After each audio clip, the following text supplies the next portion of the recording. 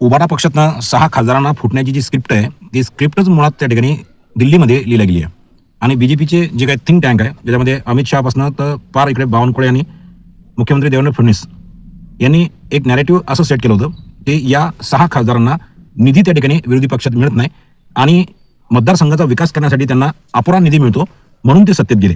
परंतु या सगळ्या गोष्टीची पोलखोल जी आहे ती महाराष्ट्रातील मराठी मीडियाने त्या ठिकाणी केली की या 6 खासदारांच्या मतदारसंघामध्ये त्यांना मिळाला जो विकास निधी आहे, जो वर्षाला 5 कोटी मिळतो, 5 वर्षाला 25 कोटी मिळतो, या 25 कोटीमधनं या लोकांनी आपापल्या मतदारसंघामध्ये विकास करण्यासाठी काय दिवे लावले आणि किती निधी यांनी खर्च केला याची पोलखोल सर्व मीडियाने प्रसारमाध्यमांनी त्या ठिकाणी केली.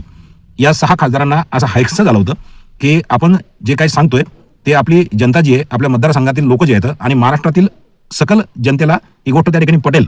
परंतु मीडियानं यांनी खर्च केलेला निधी याची आकडेवारी ज्यावेळेला संपूर्ण महाराष्ट्राच्या समोर सादर केली त्यावेळेला खऱ्या अर्थाने यांची पोलखोल झाली. ते म्हणतात ना की आकडे खोटे बोलत नाहीत आणि या आकड्यावरनं हे लोक कोणत्या निधीसाठी हे पक्ष सोडून त्या ठिकाणी शिंदे गटात सामील झाले हे सगळं जनतेला त्या ठिकाणी भलीमाती माहीत पडलेलं आहे. आणि त्यांच्या या सगळ्या कृत्यामुळे, निधी खर्च न करण्याच्या या कृत्यामुळे त्यांचा जो काही तीळपापड झाला आणि या मीडियावर त्यांचा जो राग आहे तो वेगवेगळ्या पद्धतीनं तो व्यक्त करतायत. त्याची सुरुवात मुंबईच्या संजय दिना पाटील या शिंदे गटामध्ये सामील झालेल्या खासदारांनी त्या ठिकाणी केली.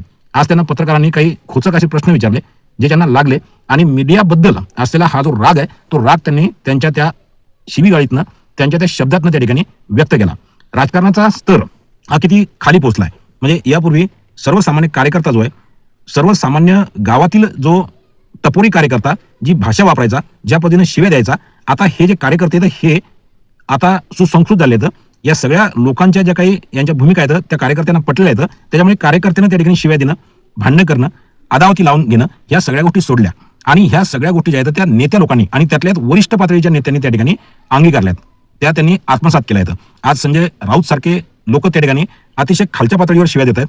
ही गोष्ट सुद्धा योग्य नाही. आता एखादी गोष्ट आपण मान्य करू की त्यांच्याकडनं त्यांच्याशी निष्ठ असलेले काहीच कारण नसताना फुटलेले जे आमदार आहेत, खासदार आहेत, या खासदारांच्या प्रती त्यांचा आकस असणं, त्यांचा राग असणं साहजिक आहे आणि त्याच्यातनं त्यांनी 1-2 शिवी त्या ठिकाणी हसडली, हरकत नाही. परंतु जे फुटून गेले, गुन्हा केला, चूक केली, नजरेतनं ते उतरण्याचं काम त्यांनी केलं आणि पत्रकारांनी त्यांनी वापरलेल्या निधीचा जो काही लेखाजोखा संपूर्ण संबंध महाराष्ट्रासमोर मांडला, त्याचा राग पत्रकारांना शिव्या देऊन त्या ठिकाणी व्यक्त केला जात आहे. ही गोष्ट त्या ठिकाणी अतिशय गंभीर आहे. पत्रकार हे आज बऱ्यापैकी त्या ठिकाणी लिंपित आहेत. बरेचसे गोदी पत्रकार ज्याला आपण म्हणतो आणि जी विकाऊ जी काही मीडिया आहे, पैशासाठी आणि सत्तेसाठी काम करणारी आहे, याच्यामध्ये काही पत्रकार हे अपवाद आहेत जे सत्य त्या ठिकाणी आपल्या समोर, सर्वसामान्य माणसासमोर, सर्व महाराष्ट्रासमोर मांडण्याचा प्रयत्न करतात. अशा पत्रकारांचा आवाज दाबण्याचं काम सध्या सत्ताधारी लोकांकडनं करण्यात येत आहे. ही गोष्ट आपल्या महाराष्ट्राच्या संस्कृतीसाठी, महाराष्ट्राच्या राजकारणासाठी आणि जी काही महाराष्ट्रामध्ये चांगल्या लोकांची परंपरा राहून गेली आहे या गोष्टीसाठी ती घातक आहे. ही शुद्ध महाराष्ट्रासाठी, सुसंस्कृत पुरोगामी महाराष्ट्रासाठी ही चांगली नाहीये, एवढं आवर्जून त्या ठिकाणी सर्वांच्या लक्षात येत आहे. माझी विनंती आहे की आतापर्यंत जेवढ्याही लोकांनी अशा पद्धतीनं वक्तव्य केले, अशा लोकांना निवडणुकीतनं, मतातनं त्या ठिकाणी आपण उत्तर देऊ शकतो. या शिंदे गटामध्ये सामील झालेले जे काही जुने संजय आहेत आणि नवे संजय आहेत, त्यामध्ये संजय दिना पाटील असो, त्याच्यामध्ये आणखी काही संजय नावाचे लोक असो किंवा जे जुने संजय नावाचे लोक आहेत, अशा लोकांचा बंदोबस्त करण्याचं काम आता राज्यपाल करू शकत नाहीत, मुख्यमंत्री करू शकत नाहीत. ज्यांच्याकडे हे लोक गेलेत त्यांना एकही खासदार त्या ठिकाणी माघारी फिरणं हे परवडण्याजोगं नाही. त्याच्यामुळे या लोकांना वरिष्ठ पातळीवरून त्यांच्या पक्षातनं वरिष्ठ लोकांकडनं कुठल्या प्रकारची समज दिल्या जाणार नाही.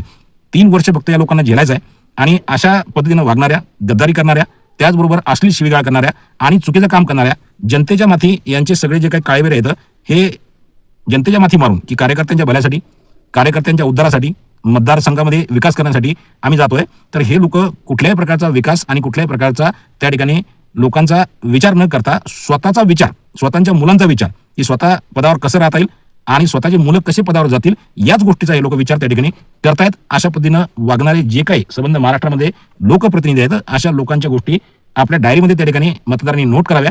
3 वर्ष आता या लोकांचा बालही आपण त्या ठिकाणी मतदार म्हणून, सर्वसामान्य म्हणून वाकडा करू शकत नाही, परंतु मतदान रूपी शस्त्राने या लोकांचा बंदोबस्त त्या ठिकाणी आपण करू शकतो. तो केलाच पाहिजेत. एवढंच फक्त या क्षणी, यावेळी मला सांगावंसं वाटतंय. धन्यवाद. जय महाराष्ट्र, जय राष्ट्रपती.